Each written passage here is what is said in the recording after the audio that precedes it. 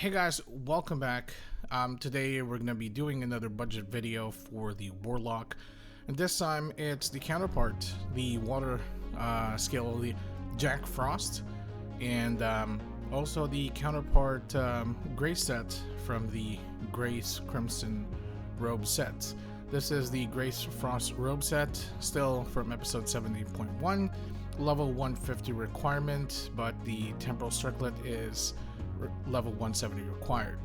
Speaking of temporal circlet or Circlet of Time, get M attack 15 per 2 refines, 3% VCT reduction per 3 refines, and also for every 3 refines you get 20% damage for Jack Frost and Chain Lightning, and for every 4 refines you get 5% damage for wind and water property magic. At plus 11 you get M attack plus 5%, but that doesn't matter.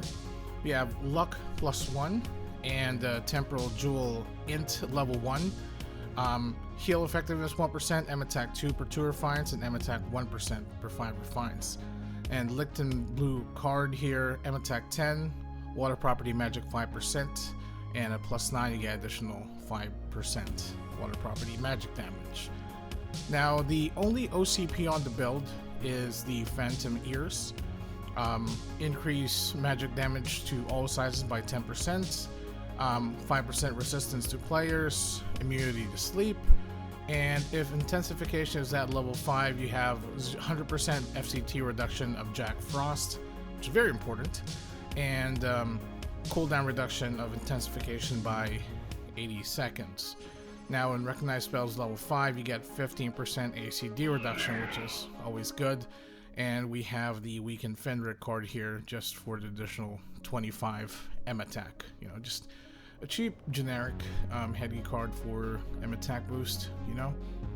Next, the Grace Frost suit, a robe, M attack 100, plus 7 you get VCT minus 20%, plus 9 you get 10% water property magic damage. Now, when it combos with the Mantu, the boots, and the ring, you get 5% VCT reduction, 2% M attack, and 15% Jack Frost damage. Now when everything is at plus 27, you get additional 5% VCT reduction, 3% M attack, and 15% Jack Frost damage, which initially we really need that for the damage boost. And again, Sweet Nightmare card, M attack 20, and obviously with that cast cancellation, very important, especially for a budget build. The card is definitely worth it.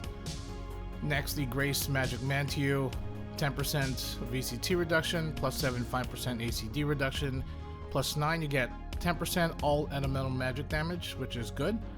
And for the card we have the Faceworm Larva card here, 15% less damage from neutral property, but at the same time you get 3% damage for water property magic attacks per refine. So plus 9, that's plus 27%. It will definitely give a good boost to Jack Frost. Next, the Grace Magic Boots, M attack flee plus 20, plus 7 you get FCT minus half a second. At plus 9 you get 10% all elemental magic damage. And for the boots, we have the Boiling Mark card here for additional 5% water magic damage, and additional 1% for every 2 refines of the boots. So that's additional 4%, up to plus 8 technically, because it's not plus 10. And the Grace Magic Ring, attack speed 7%, VCT minus 10%, and 10% all property magic damage. And we have the Headless Mule card here, 20% water property magic damage. We don't really care about the holy part, but yeah, 20% water property magic damage. Same with the Illusion Battleship L, M attack 5%, you got spell 5 here, M attack 18, VCT minus 10%, and another Headless Mule card for the additional 20% water property magic damage. For the weapon, we chose the Pride Stone, indestructible, M attack plus 320, get 15% neutral and water magic damage, plus 6 M attack and minus 3% VCT reduction per 3 refines of the weapon. At plus 7 you get 10% damage for Comet and Jack Frost. Plus 9 you get minus 10%, 10 second cooldown for Comet, and minus 1.5 second Jack Frost cooldown, which brings it down to about 2.5 seconds. And next, at plus 11, you get 20% more damage for Comet and Jack Frost. Now, we've got 2 blue Pitaya cards here, just for the additional water property magic damage, 10%. Plus then you get additional 10%. Obviously we don't look at the plus 14 bonus because it's only a plus 11. But technically with both of them, that's an additional 40%. It's kind of hard because I planned this build before the rebalance of the Jack Frost skill.